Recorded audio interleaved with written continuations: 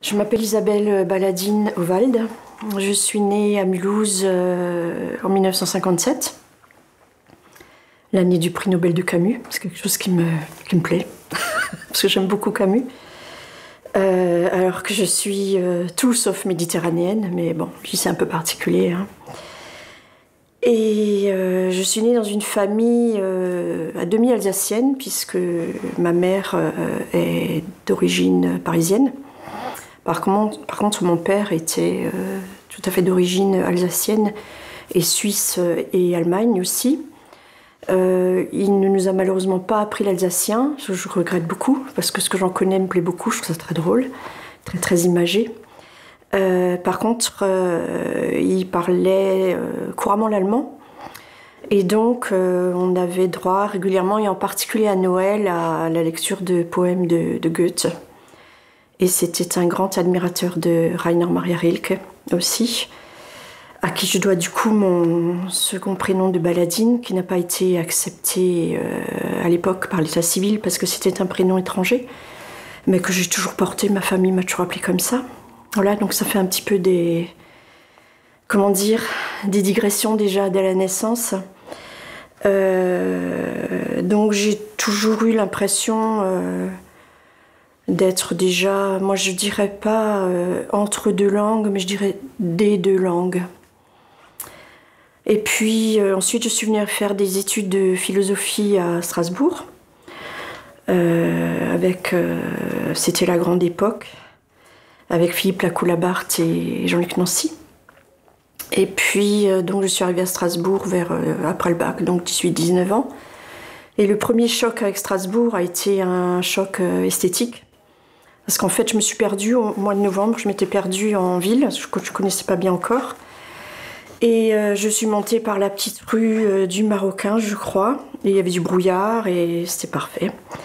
Et d'un coup, voilà, la cathédrale a surgi et je crois que je suis restée toujours aussi éperdue devant cette cathédrale magnifique. Et donc j'ai décidé de rester vivre ici, où j'ai fait ma carrière de libraire ensuite, que j'ai terminée il y a 2 ans.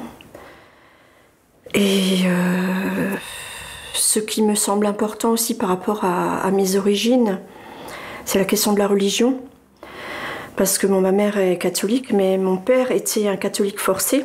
C'est-à-dire qu'en fait, toute sa famille était d'origine protestante. Mais il a été baptisé en cachette par une de ses grand-mères. Il a été baptisé catholique. Et donc, je me suis retrouvée catholique. Alors, c'est pas très important. Et en même temps, j'ai mis longtemps à comprendre que c'était important pour moi. C'est-à-dire que je pense que profondément, si on peut le dire, je sais pas, avec ces questions d'identité, c'est toujours délicat, mais je me sens plus proche du protestantisme que du catholicisme. J'ai un petit côté austère... qui me semble proche de ça et j'ai aussi un peu bidouillé mon nom, c'est-à-dire que le roman familial a toujours dit que Ovald s'écrivait avec un V parce que ça avait été francisé pendant la Première Guerre. Mais bon, je n'ai jamais eu de traces de ça, mais juridique, rien. Et sur les papiers de mon père, carnet de chèques, pièce d'identité, il y avait bien un W. Or, mon nom était écrit avec un V depuis ma naissance. Et puis, lors d'un long travail d'analyse, pour moi, c'était très important de rectifier par rapport à ça et par rapport à ce que je pourrais dire ma part rénale. Voilà ce que je peux dire d'important pour l'instant, pour moi. Alors on avait une voisine qui le parlait, j'ai eu aussi à Strasbourg des voisins qui parlaient un peu alsacien. Non, mais c'est vrai que je ne l'ai pas appris, peut-être que je le sentais pas non plus nécessaire étant jeune, peut-être que maintenant ça travaille plus aussi quand on vieillit, c'est sûr. J'entends cette disparition d'autant mieux quand j'entends l'alsacien. C'est-à-dire que c'est là que je me dis, tiens, on parle alsacien. Alors qu'avant, c'était normal et courant. Et là, je me dis, tiens, on parle alsacien. Et ça me procure beaucoup de plaisir. Et j'écoute et j'essaie de comprendre. Et là, à l'évidence, il me manque quelque chose. C'est certain. Et j'aurais beaucoup aimé le connaître parce que je pense qu'à ce moment-là, j'aurais été effectivement plus sensible à la tradition de cabaret, d'humour et de rapport à la langue dont tu parles. C'est sûr. Et là, c'est un manque qui est difficile à combler, mais bon, je fais avec et je travaille par ce manque aussi. Voilà, c'est comme ça. Je suis née à Mulhouse, qui est une ville industrielle qui est pas magnifique, hein, comme on le sait, mais où je suis retournée tout récemment pour aller voir quelqu'un et je m'y suis promenée, ce que je n'avais pas fait depuis plus de 40 ans. Et je me suis dit, il y a quand même des belles choses, quoi. J'étais touchée, déjà de retrouver des choses que j'avais complètement oubliées et qui me sont revenues, comme si le passé, comme ça, venait un peu en face de moi. Et je me souviens que je marchais comme dans un rêve, quoi, en allant vers quelque chose ou quelque part. Je savais pas exactement quoi, mais j'y allais en même temps de manière assez sûre. Et j'ai revu des enseignes, des choses que je croyais disparues, enfin que je ne m'en souvenais plus du tout. Et oui, j'ai été touchée. Et je me suis dit, je reviendrai un peu sur les traces comme ça de l'enfance et de l'adolescence. Bon, Strasbourg, après, il y a sa beauté, il y a sa richesse culturelle, il y a tout l'univers littéraire qui est pour moi très important. Je suis très très attachée à la poésie et à la littérature allemande. Et puis bien sûr, enfin je dis bien sûr, je sais pas, enfin pour moi c'est évident, mais à l'Alsace du Nord aussi, que j'aime beaucoup parce qu'elle est plus pauvre et que j'aime bien son habitat aussi, qui est déjà pré-montagnard presque. Et puis il y a quelque chose d'un peu, oui, d'un peu modeste, d'un peu pauvre. Je suis pas très attirée par le folklore alsacien. Je comprends, hein, ça a lieu dans beaucoup de régions, c'est pas très grave pour moi. Mais mon Alsace est davantage soit du côté du Sundgau, je suis beaucoup allée étant petite, et qui est magnifique, soit effectivement déjà plus proche un peu de la Lorraine, ou alentour de Strasbourg, ou bien sûr vers le banc de la Roche et tout, à cause de Büchner et de Lenz. C'est un rapport qui est fort, qui est aussi sujet un peu de plaisanterie, parce que je me rappelle que quand mon fils était plus petit et qu'on allait voir ma mère qui est au centre de la France depuis longtemps, il disait on va chez les Français. Et donc, je pourrais pas dire que je me sens française bien sûr par ma langue, etc. Je suis pas allemande non plus. Mais, alors alsacienne, je sais pas exactement, européenne oui de toute façon. Je suis aussi très très attirée par l'Est. Je dis toujours que je suis une fille de l'Est. Quand je vais en Pologne, je suis allée en Hongrie, je me sens chez moi. Il y a quelque chose d'extrêmement fort. Et il y a une chose que j'aime beaucoup, c'est le passage des frontières.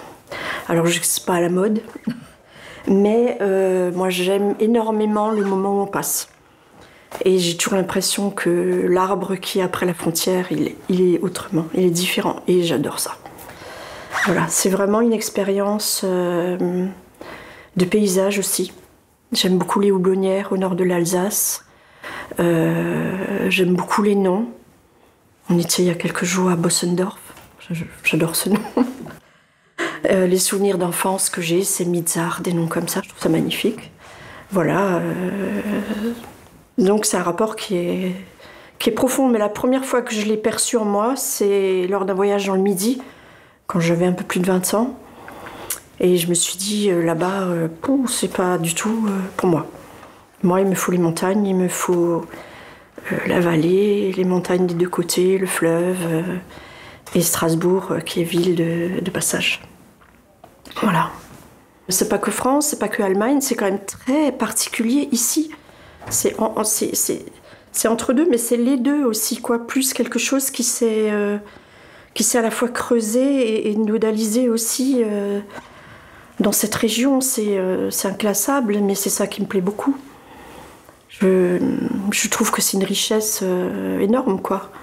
Il y a une géographie qui est particulière, il y a les noms aussi, comme je disais. Hein, je trouve que c'est très important, ça n'existe pas ailleurs. Alors en France, il y a des noms, je dis en France, tu vois. Il y a des noms qui sont tout aussi attachants, mais je ne sais pas, ce dépaysement qui m'est proche sans être complètement le mien, c'est quelque chose que j'aime beaucoup. On essaye peut-être trop de de transformer notamment la ville, ça c'est un peu difficile pour moi, en quelque chose, mais c'est le cas de toutes les grandes villes. J'ai vu un peu des choses comme ça en Europe de l'Est aussi, hein, même à Cracovie où je commençais à voir des enseignes comme, je sais plus ce qu'il y avait comme enseigne, genre H&M, enfin des trucs comme ça. Et tous les centres-villes se ressemblent, hein. Jean-Christophe Bailly dirait la même chose, je pense. Ça c'est dommage. Et puis de la placer sous le titre de capitale de ceci, capitale de cela, ce qui donne lieu à une ou deux grandes manifestations par an. Mais est-ce que ça veut dire réfléchir à ce qu'est l'Alsace, à ce qu'on peut protéger d'elle tout en l'ouvrant sur l'Europe? Parce que moi j'aimerais beaucoup qu'il y ait davantage de projets européens, du côté de l'Est notamment. Voilà, donc oui, j'ai un peu de nostalgie du Strasbourg que j'ai pu connaître, qui était aussi, je trouve, plus beau. Et bon, c'était aussi plus tranquille d'une certaine manière. Enfin, je trouve que le centre-ville n'est pas très agréable, quoi. Enfin voilà. Non, après, je suis pas dans la municipalité, j'y connais rien. Voilà, moi j'aime beaucoup la Neustadt aussi. Et je crois que c'est mythique aussi, je crois.